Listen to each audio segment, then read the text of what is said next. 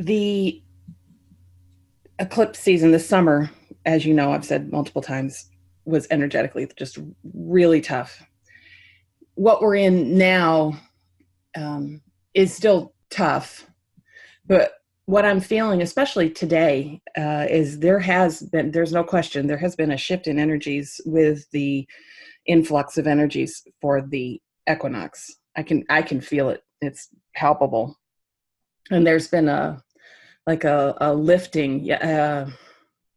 Feels like even physically, like there's more energy available, if that makes sense to you, and a lightness of beingness that energy is bringing in, which is delightful because it's been very heavy for a long time.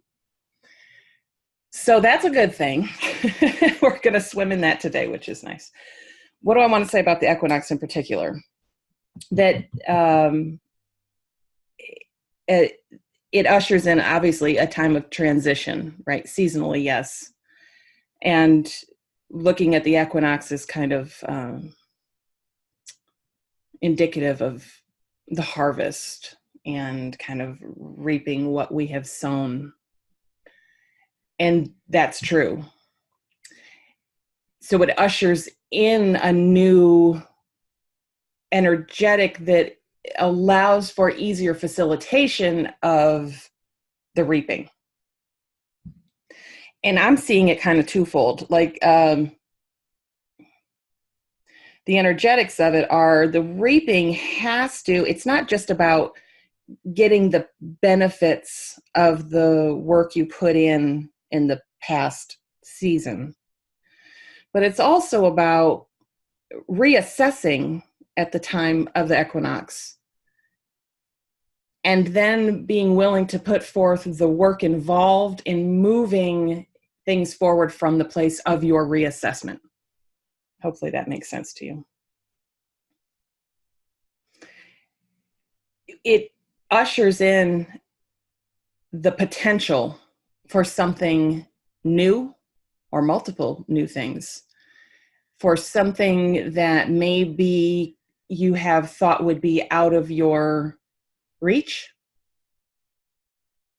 something you may have thought of as only a pipe dream. The potential is there and it's being brought in. The question is, what do you do with it?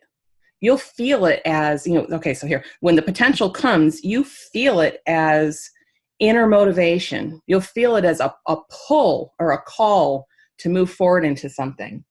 And when you'll know it's accurate when you feel the excitement underneath it. It will feel like, oh my gosh, we can totally do this. And it can feel very exciting. But here's where it gets tricky. It's also, on the heels of that, it's also going to bring fear. Because if we look at the things that we become excited about doing, the things that inspire us and leave us in a place where we've decided we're going to put our attention there, we're going to put focus there, we're going to put our work behind it, it has to happen that fear will come. Why? Because from the place of an ego that's kind of stuck in this reality and will always be stuck in this reality, it's not that the ego itself doesn't want the thing that you think you want. It does, but it also doesn't. And it's afraid to step out of its comfort zone because it's the only place that it's found where it can feel like okay. Even if it's miserable, it's still okay because it's stable in its own level of misery.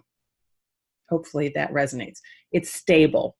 And that's what the ego wants. In a universe that is only change and only ever shifting energies, the ego doesn't want to move with the flow. It wants a stable place to rest where it can feel secure. Even if it's not comfortable, it's stable. And that's what the ego wants, like more than anything. So I'm excited about the potential for what could come. I'm excited to see that here is a shifting, and I can feel that work that I put in over the last few months, I can actually see that, oh my gosh, like something could move here. And now what happens? Like maybe what if something starts moving in and of itself, and all of a sudden you're seeing, oh my gosh, there could be a payoff to all that work. It's very exciting, and simultaneously it could scare you terribly and make you go, am I really ready for this? Is this what I really want? So it's a good time for reflection and a good time at looking at, is this the thing that I really want? Yes, I thought I did, and I put the work in, and do I still? So don't allow the fear to put you in a place where you doubt what you were putting your work into, or you doubt the things that you thought you really wanted to come next. Use it as your springboard into deeper understanding of what your place in all of it. And remember, you are divine within the essence of you, which is not the physical body. It's not thoughts. It's not feelings.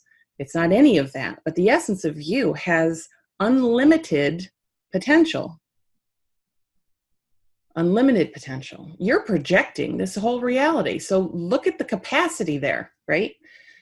Of course, the projection is in a is in a polarized manner, and it leaves you in a state of feeling not so great about it. But just look behind it at the potential realized of consciousness itself, and that potential could manifest as anything, ultimately. So fear is just the ego that is just afraid of change. It just does not like change, even if it thinks change will be good. It just doesn't like it. It's too uncomfortable. So in order to move forward in any capacity in your life, you've got to be willing to harness your fear, not to run from it, but to harness it and utilize it as the thing that pushes you forward, right? And maybe the fear comes of, what if this won't work out? I'm afraid to fail. What if it doesn't work out? And I would just say to you, use the fear of it not working out to be the thing to push you forward so that it does work out. Right? If it doesn't work out, where will I sit with it? I'll be unhappy or miserable. Good. So use that as an agent for change.